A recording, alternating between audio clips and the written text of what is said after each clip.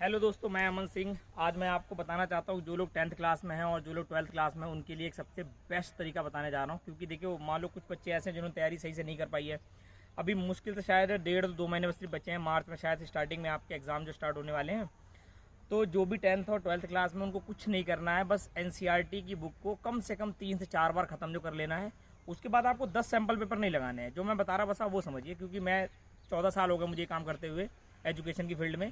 आपको कुछ नहीं करना, बस आपको सिर्फ एडू कार्ड का एक सैम्पल पेपर ले लीजिए और उसके साथ में एक यूपी बोर्ड का इंग्लिश मीडियम का एक सैम्पल पेपर आता है। ध्यान रखिए कि इस बात को, यूपी बोर्ड इंग्लिश मीडियम का सैम्पल पेपर है। अब आप लोग कहेंगे आप यूपी बोर्ड मुझे सजेस्ट क्यों कर रहे हैं? वो one of the best sample paper है जो कि मास्टरमाइंड का आता है। तो वो सैम्पल पेपर आप एक बार लगाइए पूरा अच्छे से, और कम से कम 3 से 4 बार लगाइए। मुश्किल से वो शायद 2 दिन में आपका कंप्लीट हो जाएगा सैम्पल पेपर, इतना पतला जो दिया हुआ है। और एडू कार्ड का सैम्पल पेपर मैथ और साइंस दोनों लगा लीजिए, आपको कुछ भी पढ़ने की जरूरत नहीं है। आप विश्वास मानिए, आप एक बार ट्राई करके देखिए, आप कॉन्फिडेंस लेवल बहुत हाई हो जाएगा। और मैं एक बात और कहना चाहूँगा कि सैम्पल पेपर अगर आप लेते हैं तो एक ही सैम्पल पेपर को आप बार बार लगाइए। आप 3-4 कंटेंट मत इकट्ठे करिए कि हमें RD शर्मा लगानी है या हमें बहुत हैवी बुक्स लगानी है। ऐसा कुछ नहीं आपको करना है। सिंपल से एक रूल है बहुत अच्छी परसेंटेज लाने का, कि आप एडू कार्ड के एक सैम्पल पेपर को 3 से 4 बार लगा लीजिए। और मास्टरमाइंड एक सैम्पल पेपर आता है इंग्लिश मीडियम यूपी बोर्ड से, आप उसको लगा लीजिए। वो तो बहुत पतला सा होता है सैम्पल पेपर।